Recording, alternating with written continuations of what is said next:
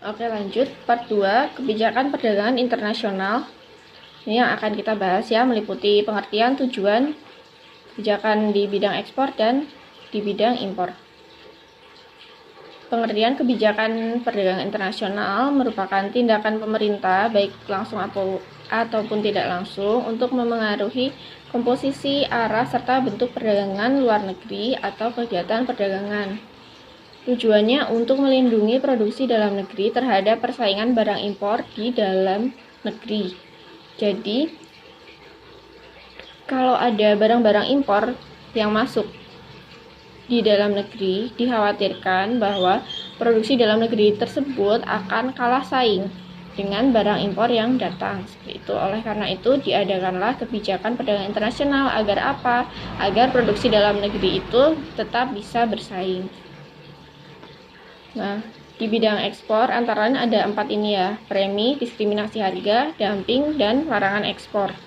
Kalau premi itu merupakan dana penambahan dari pemerintah kalau si produsen bisa mencapai target produksi yang ditentukan oleh pemerintah. Misal kalau bisa memproduksi 10.000 unit, maka akan diberi bantuan 100 juta rupiah, seperti itu.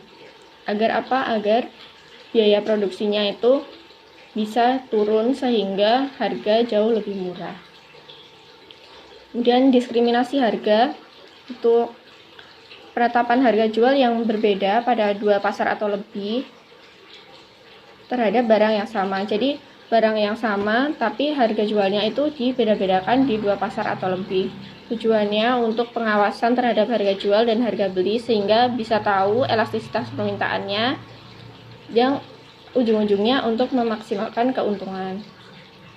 Lanjut, kalau dumping itu menetapkan harga barang itu yang diekspor lebih murah daripada barang yang dijual di dalam negeri. Misal Indonesia mengekspor pakaian ke luar negeri itu lebih murah daripada yang dijual di dalam negeri, misalnya seperti itu. Nah, tujuannya itu bisa menguasai target jumlah produk atau menguasai pasar luar negeri, atau bisa juga hanya untuk menghabiskan sisa barang.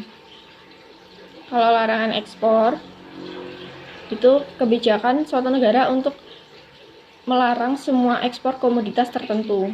Misal Indonesia dilarang ekspor gula karena apa? Karena mungkin di Indonesia sendiri aja kekurangan, makanya tidak boleh melakukan ekspor, seperti itu.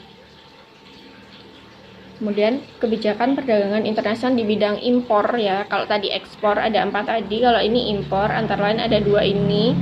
Yang pertama itu tarif atau bea masuk, yang merupakan pajak yang ditetapkan pada harga barang impor. Jadi barang-barang impor itu dilekati pajak, ditambah pajak sehingga harganya itu lebih tinggi.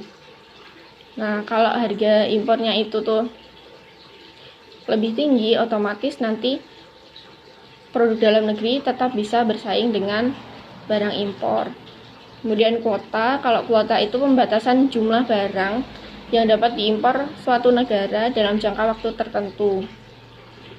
Misal ya, yang boleh diimpor itu cuma 100 unit aja atau 100 piece aja. Seperti itu. Agar apa?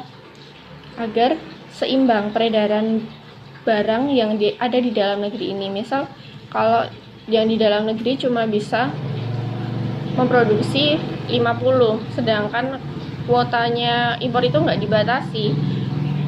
Misal ada 500 barang impor yang masuk, otomatis pasar akan dikuasai oleh barang-barang impor. Nah, itu yang dikhawatirkan. Oleh karena itu pemerintah menetapkan kebijakan kuota. Agar apa?